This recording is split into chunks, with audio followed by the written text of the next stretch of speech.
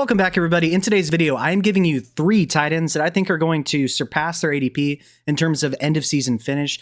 I think these guys are high upside bets, and you can get them, at least in my opinion, at an extreme discount for various reasons. The first tight end and the highest in ADP we have is Tyler Warren of the Indianapolis Colts. So he's a top 15 draft pick in the first round this season. He's going off the board as the tight end 10, pick 106th overall. In ESPN leagues, he's being drafted as the tight end 13, on Sleeper tight end 11, and NFL.com as the tight end 11 as well, for an average of 11.4 between these various platforms. I think he is going to smash every single one of these, and especially in ESPN leagues, I think you are getting a ridiculous discount. Here's why. And one thing I like about Tyler Warren, if you take a look at the left-hand portion of your screen, is his athleticism. He ran a 4.69 40-yard dash, which first of all is 74th percentile among all tight ends. But then you think about it, he's 6'5.5" and over 250 pounds, running a 4.69. Height and weight adjusted, the 40-yard dash, that's his speed score, gives you 108, which is 86th percentile among tight ends.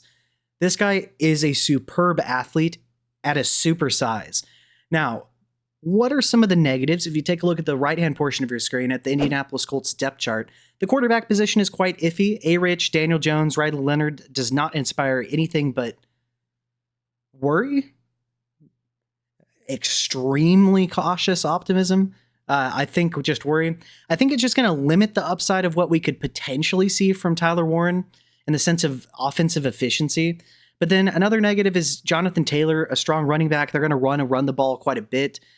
And then you also have decent competition, I'd say, in Michael Pittman Jr., Josh Downs, Alec Pierce, who is dealing with injury, and A.D. Mitchell. But I do think that he is going to be by far and away the most targeted player in the short area of the field, which is what I think they're going to try to do to maximize Anthony Richardson and Daniel Jones. Just give him easy dump-offs. We've already seen in the first preseason game that he was involved in the screen game, used vertically down the field. I think that we're going to see a lot of short area volume from Tyler Warren, and I think that's going to lead to a ridiculous amount of fantasy points for us, especially considering the context that their offense just is not very good. I think it might be a little bit reminiscent of Brock Bowers this past season. Now, taking a look at his collegiate stats, it's important to understand that, with the exception of Iowa, he went to tight end U, so he was buried in the depth chart, at the beginning of his career. So in 8 games as a true freshman, had 5 receptions, 61 yards on a 1.7% target rate with 1 receiving touchdown at 19 years old. Then as a sophomore in 12 games, had 10 receptions, 123 yards on a 4% target share and 3 receiving touchdowns. Stepped up quite a bit as a true junior. In 13 games, he had 34 receptions, 422 receiving yards on a 14.1% target share and 7 receiving touchdowns. But as a senior, he blew up. In 16 games, he had 104 receptions, 1,233 receiving yards, a 31.4% target share. That's a Brock Bowers level of target share, mind you, and 8 receiving touchdowns. But it's important to understand that this guy he can be a quarterback, he can be a fullback, a running back. He can take your designed runs on QB sneaks. He can be used, obviously, as a tight end. He can be used out wide. He is about as versatile as any player coming out I've ever seen in my life. When we take a look at who's going ahead and behind him, ahead of him we have Javonte Williams, Jared Goff, Brandon Aubrey, a kicker, Brock Purdy, Ricky Pearsall, Dak Prescott, Justin Fields, Jaden Reed, Ramondre Stevenson. Behind him we have the likes of Najee Harris, Caleb Williams, the Broncos defense, Jonnu Smith, Colston Loveland, Tucker Kraft, Justin Herbert, and J.K. Dobbins. So ahead of him, Javonte Williams, I know there's reports that it looks like he's probably the RB1 in Dallas. I think he's extremely cooked. I think we see probably a little bit better than what we saw out of Zeke this past season from Javonte, but I think that's a terrible pick. Jared Goff, I think we see some regression, but I still think that he's, a low-end QB1, high-end QB2. Brandon Aubrey, why are we selecting kickers this early? Please don't do that. Your team will look much better if you just wait and play matchups. Brock Purdy, injury concerns for sure, but got the locked-in contract. I think he has a lot of upside. Ricky Pearsall, we'll see if he remains healthy. He definitely showed flashes. I think he's a high upside pick, especially given the state of the receiving core. Prescott's a very high upside quarterback. It's like every other season, he's a top 5 quarterback, but just can't stay healthy. Justin Fields, tons of fantasy upside. I think that's a smash pick. I think he's going to produce quite a bit for us in fantasy. Jaden Reed is dealing with injury right now. He's in a boot. We'll see about that. I think his ADP drops a little bit. But as of now, nothing to per se worry about. Ramondre Stevenson, he does look a little bit better. He was just outshadowed because Travion Henderson is just awesome. I think that that's a fine pick, but I think that the upside without an injury to Henderson is going to be very capping on his upside. But then you have Tyler Warren. I think he has a ridiculous amount of upside. Najee Harris dealing with the eye injury. I think his ADP drops. Amari Hampton's going to dominate that backfield. Caleb Williams has a ton of upside. I definitely understand that. The Broncos defense, why are we selecting defenses and kickers here? Jonnu Smith, I don't like the upside there with Freiermuth. He's already dealing with injury. I think he's healthy, actually, but still, nonetheless, I just think the upside without an injury is just being in an Arthur Smith offense with Aaron Rodgers is questionable. Colson Loveland, I think it's a little bit crowded there. I think he's a very talented player, but I don't really like him in redraft leagues. Tucker Kraft, I think, is a really high upside player as well. Justin Herbert, a high floor, low ceiling quarterback to me, given the lack of volume. And J.K. Dobbins, who I think is a talented player, but is just struggled to stay healthy. I think there's definitely some smash picks in this general range, such as your Dak Prescott's, Justin Fields. But I think that if you're looking for a skill position player here, I think that Tyler Warren is by far and away the best bet in this general range of players. The second player we're going to talk about is Tucker Kraft, who we just saw at the end of this list. He's going off the board as the tight end 13 on average, pick 112. In ESPN leagues, he's going off the board as the tight end 10 and sleeper tight end 14, NFL.com, 13th overall for an average of 12.2.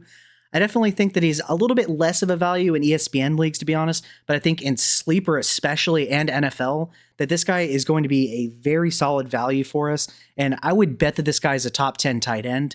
Now, do I think he's probably top 5? I don't think so, but I still think that there is a ton of upside, and I think it's definitely possible that he does turn in a top 5 season for us in fantasy.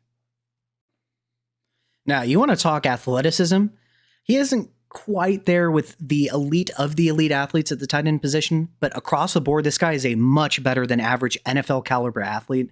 So just like with Tyler Warren, he ran a 4.69 40-yard dash, which is 74th percentile, but height and weight adjusted, that's 82nd percentile speed. That is awesome. He has a 68th percentile burst score, a 75th percentile agility score, and a 74th percentile catch radius. So 68th percentile or better across the board. That is fantastic athleticism.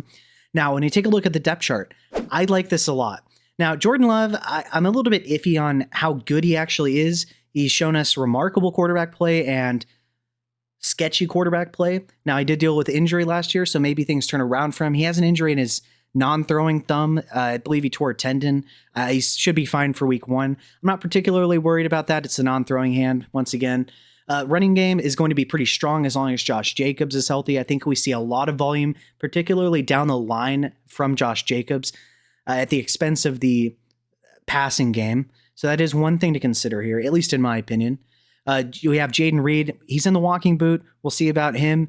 Matthew Golden, first round pick. I don't really like I hope they don't just statically leave him on the outside as a vertical receiver. They may do that. They may get him involved in other ways. I hope they get him involved in the screen game, across the middle of the field, on those digs, on those crossers. We'll see about that, though. Romeo Doubs is just an average X receiver. So, in my opinion, I just don't think there's any dominant target in this offense. Even, we'll see about Matthew Golden.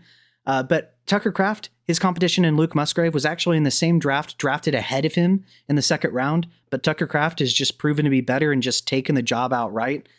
I just think, though, that in a division that projects to have a lot of potential high-scoring games, given that basically every team in the division is pretty good, or projects to be at least on paper, I think there's a lot of opportunity for shootouts, and I just like that there is no established number 1 target on this team. I think that Tucker Kraft could definitely get there, and he is just so good after the catch.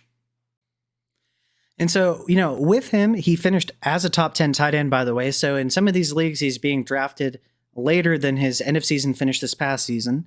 He also had 50 receptions, 707 receiving yards, and 7 receiving touchdowns this past season. on 0.61 fantasy points per route run, which was third among tight ends, 2.33 fantasy points per target, which was fourth among tight ends, obviously 10th in total fantasy points in an average league, depending on your scoring settings. His 2.64 yards per route run were second among tight ends. His yards per target of 10.1 were second as well. His yards per reception of 14.1 were second, and his yards per team pass attempt of 1.48 were good for sixth. Across the board, the advanced stats tell us this guy is an incredible player. He already posted the production, and there is no established number one threat on this team. I think this guy is a fantastic bet to outperform his ADP with the potential to be a top 5 tight end, but almost certainly, health permitting, a top 10 tight end, at least in my opinion. Now, who's going above and below him? Well, we have Najee Harris, Caleb Williams, the Broncos defense, Jonnu Smith, Colston Loveland ahead of him. Then Justin Herbert, J.K. Dobbins, Jordan Mason, the Eagles defense, Cameron Dicker, Sharbs, Ayuk, Egbuka, and Josh Downs. With Najee Harris, I think, like I said earlier in this video, the eye injury, Amari and Hampton first-round pick, I think he is just an avoid. I think his ADP continues to fall. Caleb Williams has a lot of upside. He was very spotty this past season, a lot of issues. Hopefully the coaching and improved surrounding cast can help him out. Lots of upside. I like the pick. Broncos defense, why are we selecting defenses here? Just wait for defenses and play matchups. Jonnu Smith, like I said earlier, in a committee in an Arthur Smith offense with Aaron Rodgers at the helm. I just don't like that for the upside or the floor, to be honest with you. Colston Loveland, I think, is a very talented player. I think it's a crowded offense. He already has Cole Kmet to contend with. And it's just how many, the Bears offense is one where I'm going to like having Caleb Williams more than any one particular part of the offense, in my opinion. I think the consistency is going to be a little bit questionable with some of these guys. Tucker Kraft, like I said, I think is a fantastic value. Justin Herbert's a safe, high floor, low ceiling quarterback at this point with a limited volume. J.K. Dobbins going below him, I think is talented, but I do think that R.J. Harvey's going to take over the backfield for the most part. Jordan Mason, I think, is a smash pick as well. I think he could be definitely an option there. I think he sees immediate volume and a goal line role with the potential to just take over the Vikings offense with an Aaron Jones injury. The Eagles defense, why are we selecting defenses? Dicker, why are we selecting kickers? Sharbs is a high upside play. Walker's already dealing with injury. I think he's a good pick. Brandon Ayuk probably going to miss the first 6 games, maybe more. I think he is an absolute avoid, and I think you should wait a long time before selecting him. Emeka Egbuka, if you watched my video this past week, I think he's a smash at his current ADP. I think he's going to be on the field all the time in 3 wide receiver sets with the potential to be in 2 wide receiver sets with Godwin potentially missing the beginning of the season. And then Josh Downs, I think, is a talented player. I just think, though, that while I think he's a talented player and that he's going to see a decent amount of volume, I think that he is going to be overshadowed by Tyler Warren in the short passing game. And I don't know how many options are going to be able to eat. And I do think that Tyler Warren is going to be given preference there. So overall, I think that Tucker Kraft is a very high upside pick. I think him, along with Caleb Williams and Jordan Mason and Zach Charbonnet and obviously Egbuka in this general range are probably the best bets for you guys in fantasy. And I want to give a special shout out to my Patreon members. Thank you to Big Hunt, SP, Mage Jack, Infamy MTG, and AYAYOB. Thank you for your support, guys. As you know, I'm unable to collect any revenue because I like to do film breakdowns. The NFL and YouTube aren't the highest on that, so they get copyrighted a lot. And yeah, without you guys, this channel would not be running right now. So thank you for real for your support. If you would like to become a member, you could become part of the All-Star tier for $8 a month on my Patreon. You'll have access to private Discord channel where we have both real life and fantasy football talks. I'll give you a detailed roster review based on your specific league settings and starting lineup requirements, as well as detailed trade advice and different strategies you can employ in order to make super teams for you guys. You'll also have private access to live streams that are going to be unlisted on YouTube, so nobody else that is not a member can join. And finally, you'll have the ability to see videos at least one day early and have the ability to suggest videos that you would like me to create for you. So once again, thank you guys for your support. And if you would like to become a member, the link is going to be in the comment section. Thanks. And the final player we're going to talk about is Kyle Pitts of the Atlanta Falcons. I'm sure I'll get some hate for this, but I think it's just a value at where he's going rather than I think he's going to be an elite tight end 1 per se. He's going off the board as a tight end 17 on average, pick 138 overall. In ESPN, he's off the board as a tight end 16, in Sleeper 16, NFL 16, for an average of 16.6, or tight end 17. I think that Kyle Pitts is going to have a much better season than he's had in past seasons. Probably not quite the heights of his rookie campaign, I guess, but I think we're going to see a little bit of a resurgence from Kyle Pitts this season, at least compared to where he's going in his ADP. Now, why do I like Kyle Pitts? Well, first of all, if you take a look at the left-hand portion of your screen at his athleticism, he ran a 4.49 40-yard dash, which is 99th percentile among tight ends, which height and weight adjusted, given that he's 6'6", about 245, gives him a 99th percentile speed score, a 79th percentile burst score, a 65th percentile agility score, and an 85th percentile catch radius. This guy is a dangerous vertical threat as a tight end. I do think, though, that, post-injury that he probably isn't at the height of his athleticism anymore, per se. But I do think that he's athletic enough still to get it done in specific ways that I think he can be maximized, even if he's not the unicorn tight end that we potentially hoped that he would be coming out. Taking a look at the right-hand portion of your screen, you have the Falcons depth chart. At quarterback, you have Michael Penix taking over for Kirk Cousins. Kirk Cousins was noodle-armed throughout the duration of this past season. Michael Penix is anything but that. Now, it remains to be seen if he's going to be a good long-term quarterback. He's on the older side of, a second-year player at the quarterback position, so I think we're going to see pretty quickly. But I was pretty encouraged by what I saw, and I do think he's a gunslinger, which is good for your passing game assets. In the running game, Bijan Robinson is fantastic. Tyler Algier is no slouch as a second running back either. I think you're going to get a ton of production out of the wide zone in this offense. Then you have Drake London, dominant wide receiver 1. Darnell Mooney, solid wide receiver 2, dealing with injury. He might miss the beginning of the season. They're unsure, or at least they won't tell us as of now. Ray McLeod's probably a nothing burger, along with Hodge. DJ Chark, I used to like him, but the upside's probably just not there. We haven't really seen it from him. So Kyle Pitts has an opportunity to establish himself as the number 2 in this offense, in my opinion. I do think he's going to be a little bit inconsistent, but I think he's going to have some massive spike weeks for us. And when you're being able to draft this guy as a tight end 17, that's everything you're looking for. Obviously, you're looking for a Brock Bowers, but you're probably not going to get one 17th overall among the position. But I think that with his athleticism, with Michael Penix's ridiculous arm, and a little bit more confidence and continuity between the entire offense, I think we're going to see some massive surges in production from Kyle Pitts this season. Now, like I mentioned earlier, Kyle Pitts is more of your vertical threat tight end, not necessarily, your Brock Bowers, Trey McBride kind of chain moving tight ends like that. His juke rate of 14.9%, they didn't give him a grade. His explosive rating, though, that's receptions of 20 or more yards or 15 plus yard rushes. His 103.1 score was 5th among tight ends. Like I said, he is a big play waiting to happen. He is a vertical threat. His 8.1 yards per target were 12th among the tight end position. His yards per reception, however, of 12.8 were 4th. Very good once he gets a full head of steam, very fast. His yards per team pass attempt to 1.08 were 19th. I think that does improve under Michael Penix in year 2. Air yards of 623 were 9th. Like I said, deep down the field is where they're using this guy. His air yard share of 13.9% was good for 16th among tight ends. His ADOT of 8.4 was 4th among tight ends. Like I said, deep threat. 7 deep targets were tied for 7th. But more importantly, his 12 red zone targets were 14th. I think that number could potentially go up.